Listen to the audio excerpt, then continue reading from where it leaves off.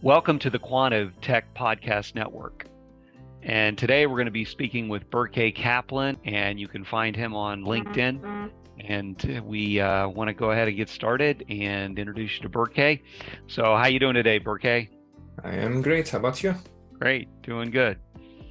So can you tell us a little bit about your background and how you got started in the technology industry? Sure. I lived in Turkey for a decade. I was in US until I was 8 years old. And then after that, we moved from New Jersey to Turkey, Istanbul more specifically. And there I studied high school, my elementary school. And when I finished high school, you have what do you call an exam, like a university entrance exam called like something like SAT, but it's like universities don't take anything else into consideration. They don't like what do you call emphasize on your extracurricular activities or those kind of things. So that was like a life and death exam, right? And my goal was basically to go to like law school and then get a what do you call like a government job in Turkey. Those are the most prestigious like jobs. If you work at the government, you become like valuable. And I what do you call took the test, and then you also have like universities. That's what do you call whenever students like choose universities, those like their points also get like published as well. Like everyone can see like the lowest point score who chose a university and the highest point, not like in between them. It's not associated with your name. But they try to like if you're a new university, you try to like gather the what do you call like the good students so that your points look higher, right? And Oh, gotcha. it's like all students are also ranked like among 2 million people. Like every single student is like ranked as well. So you always want to gather like high ranking students so that you can advertise that, hey, I'm a good university because high ranked students choose me, right? So you had tons of universities just like starting at that time, and one like contacted me, offered me a scholarship to basically just come to the US, learn English, and basically just do Wow, whatever I wanted, like they only that's care great. about me choosing their university, not like me hmm continuing it. So I was like, yeah, sure. It's like a 1 year free US trip with Wow, what an opportunity. That's yeah, with great. an ESL. Actually, in Turkey, that is an amazing opportunity because I have like I have all my family members, their dreams, the young ones' dreams is just to leave Turkey, and go to either Europe or US because of the salary, like the huge salary Wow. So difference. you got to recognize that dream.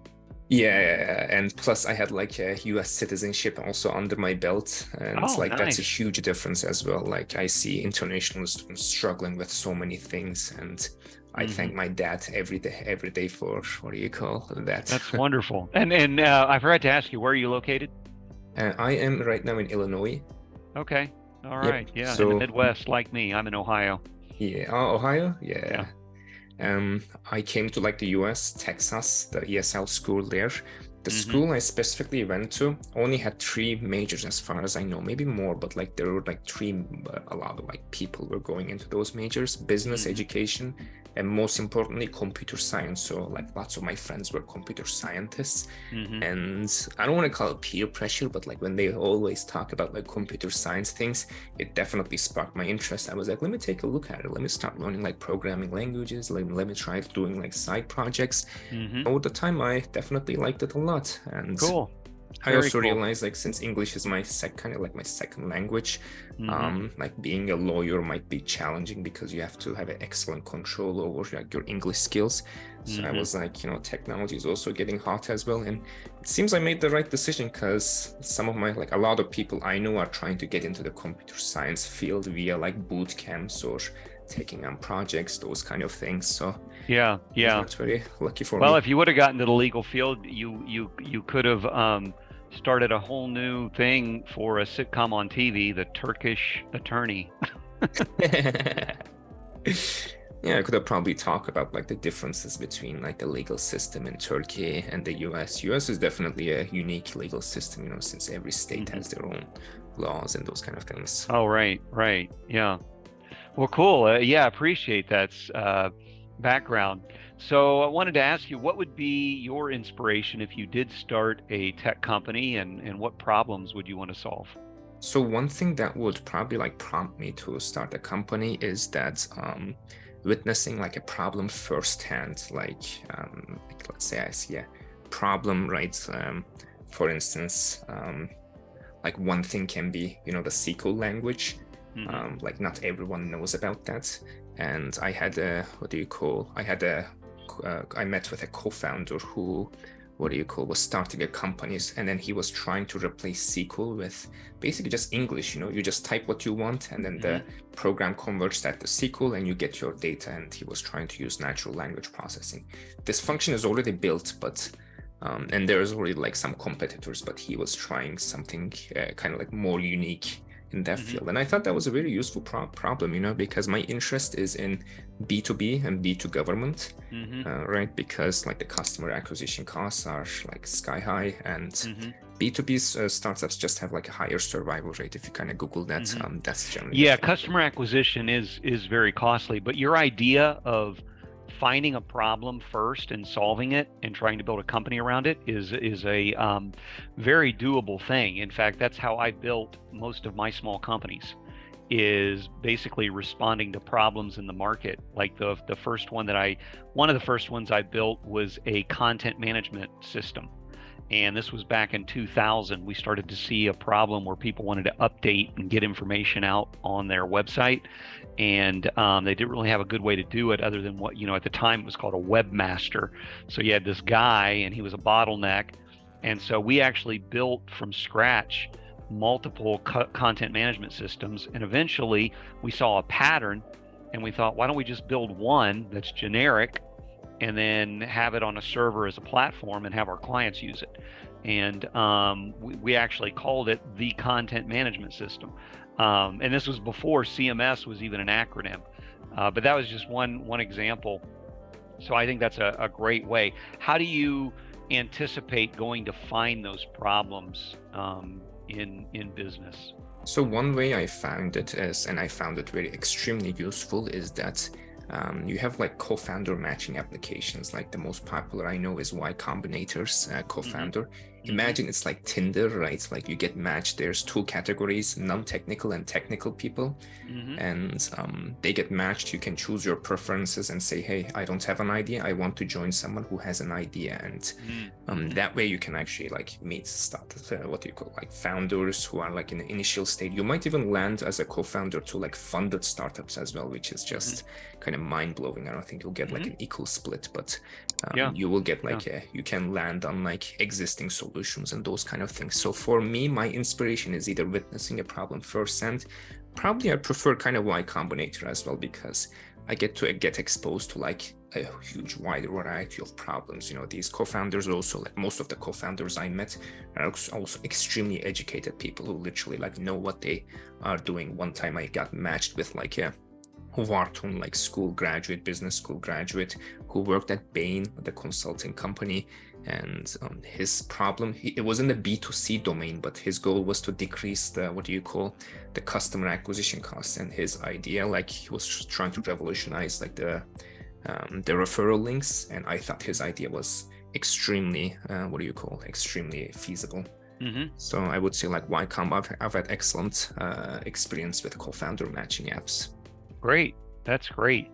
Another thing that I've found is just doing consulting, just as a freelance consultant, and find different projects and opportunities. And I've done that myself quite a bit, and found problems. Because a lot of times that's why they're hiring consultants. They have problems to solve, and you kind of get customers first, and then work on, an idea, having them. But no, that's great. I think those are some really good strategies for, an entrepreneurial way to go about starting a company. So let me ask, how would you go about building your team, and what qualities would you look for in your early employees as you would go to do your startup? Sure. So when I first build like a startup, if I'm going to hire a team, I will keep something in mind, that startups are just not really like popular destinations to work at. You either have to have a passion to solve a problem as software engineer, because you're going to get paid like less than the markets like That's because like startups can only afford that much, and the equity you're going to receive is private, and God knows like when that's going to be liquidable, right? Like you can one day go public, or you can one day get acquired, but those are like low possibilities. There's a huge amount of risk as well. So I will probably target, the first thing I would target is like students, right? Like software engineering students. They have like fresh minds. They were basically like, they are immersed in like projects that use the most recent tools in like colleges, those kind of things. And I think students will make excellent like candidate for working at startups. And plus they gain like experience. I can pay them like a little bit extra, because I think they're gonna get like, at least in Ohio State, you get like $10 an hour as a student. At most I've heard is like $15. If you pay them like $20, it's still within your budget, and you make someone's lives like much better, right? So yeah, and a lot of times I've found you can hire them fractionally as well, so they're not, you know, a full-time load. They're actually looking for even fractional work where, part-time. You know, they only maybe work 20 hours a week, and they're getting, you know, exposure to some cool technology. Yeah, that's a great strategy. I've actually executed on that. Quantiv Group that I founded 3 years ago, that's basically been one of my strategies, but I'm using international teams in Eastern Europe and South America. And also like that will not be my only target. I generally like prefer to diversify, like whatever portfolio I have, I prefer like diversify it, and employee profile is definitely one of them. So if I have, let's say, a team of 10, I will probably choose 4 of like student interns, and then the other 4 would probably be like, I found your strategy to be also like inspirational as well. I can hire like what do you call, software engineers in the Eastern Europe.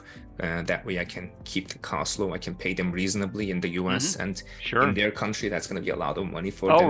Right. Oh yeah, now absolutely. You have like a very good impact as well on that domain. So yeah. Well, and since you're from Turkey, you probably could get folks, you know, since that's your native language, you could probably get folks from there as well. Exactly, but the thing is, I will probably like target like other countries, like the Balkan countries, Russia, and even like India, China as well, because it's like the more people from diverse cultures you have, like diversity always like boosts, at least like the surveys I read, not always, but the surveys, the studies I read, diversity has a positive influence for productivity, right? And like having a diverse workplace, I found it to be a positive thing for a company. Absolutely. Yeah, so go ahead. Oh, I was just gonna say, so just like, and the what do you call, the certain things that I would like be careful about when I'm hiring employees is I would want them to be like enthusiastic about solving their problem. Like this is gonna be something on their hands for 2 years, so I would actually not judge anyone like if they get bored like doing the same thing for 2 years, and it's just gonna be like literally like a hard problem to solve. So like we might never make progress in a year or something like that. So like if this is a problem that you want to solve, that will probably be like a plus. If it's not, you know, maybe I can try like an intern position, or like giving an intern position or something like that. But like just if he has enthusiasm, it will make his life better and my life better as well.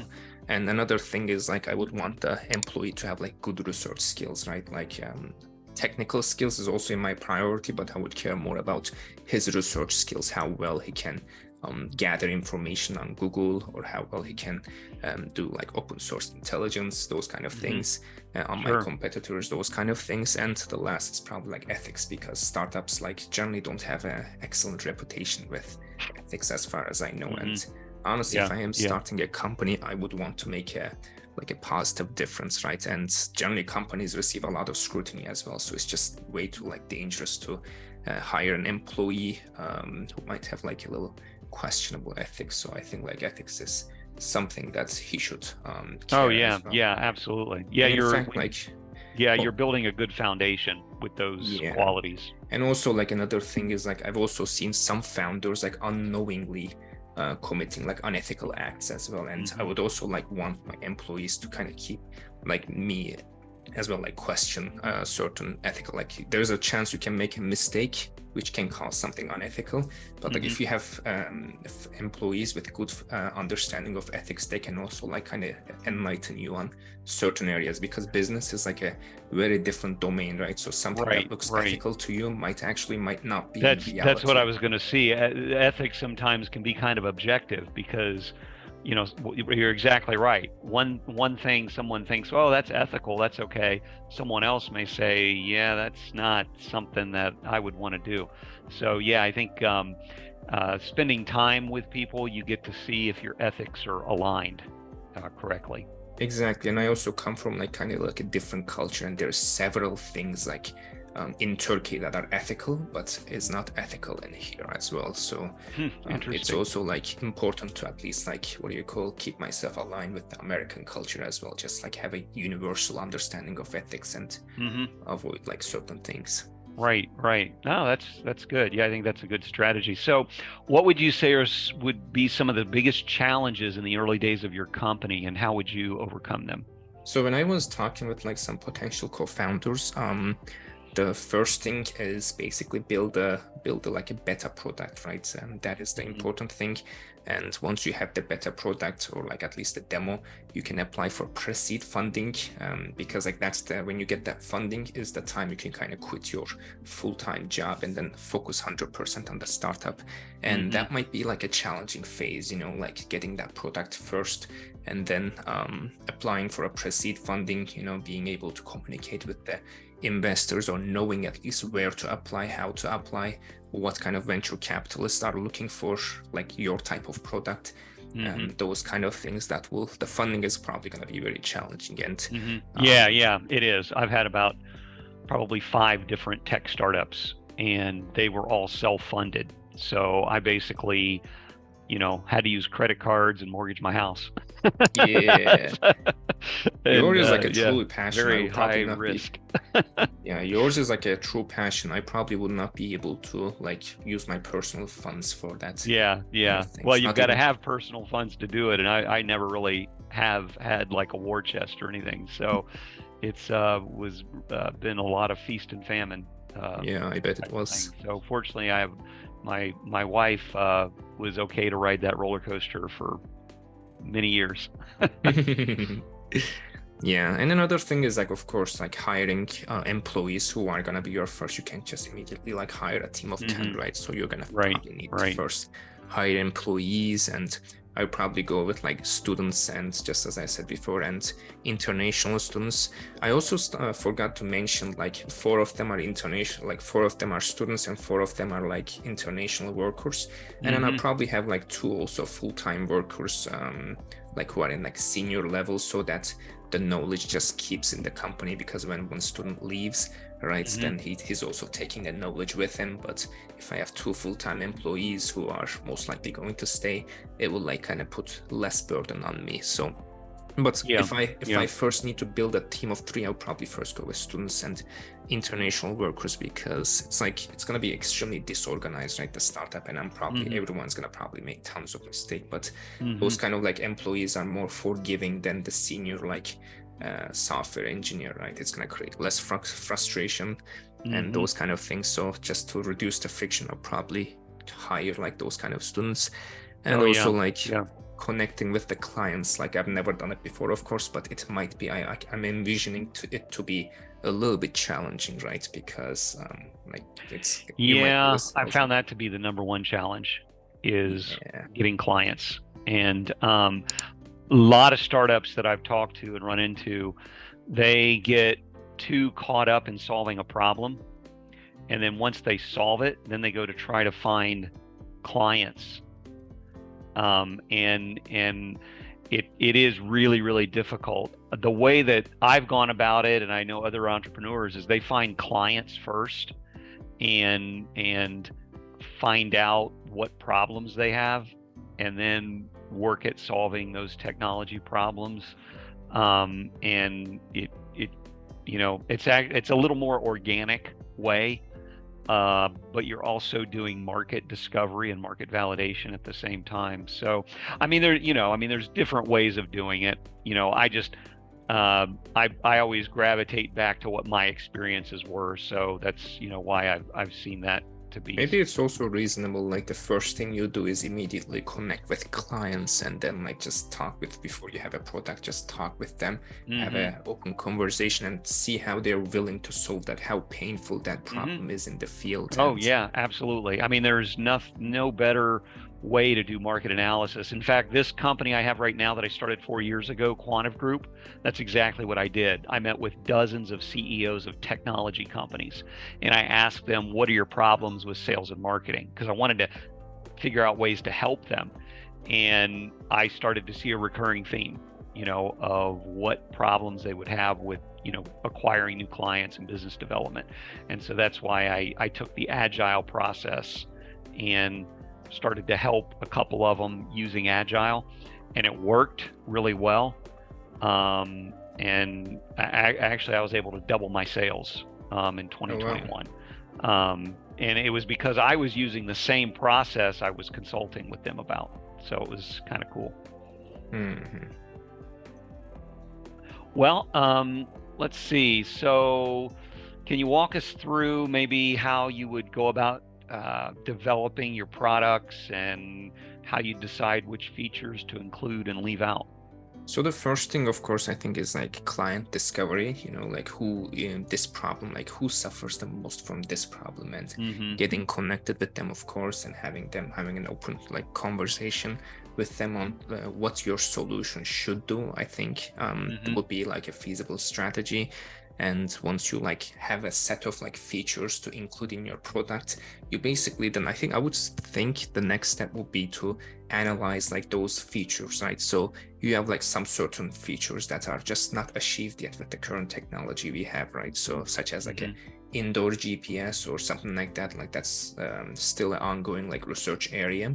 If it's like a feature like that, and if it's not extremely critical, I would probably leave that out for the duration. And of course, after doing like a market research, ensuring like no one has achieved it before. And then I would probably focus on like the less tedious tasks to at least have like an MVP, right, on my hands, because those are the things generally you can demonstrate to your customers and investors. And over the time, I would do cost benefit analysis on how much labor is this particular feature is going to take, and how much reputation boost is it going to get with my clients, or like how much profit it's going to get. Yeah, no, that's great. I mean, I think you've given this a lot of thought. You're set to launch. You've got all these pieces and parts, and I mean, I can validate a lot of it because that's what I've experienced and what I know a lot of other technology companies, the way they've gone about it. So let me ask you, how do you stay up to date with the latest trends, and what resources do you rely on for technology information? So there's a couple of like routes you can do to at least get the latest like products, right? So number one is I kind of see my connections to be valuable, because sometimes I get like calls and people like tell me, hey, how do I solve this particular problem, or what products? Like that's when I give them the information, and sometimes I call them back and I ask them, hey, I'm having this technical problem, how do I solve it?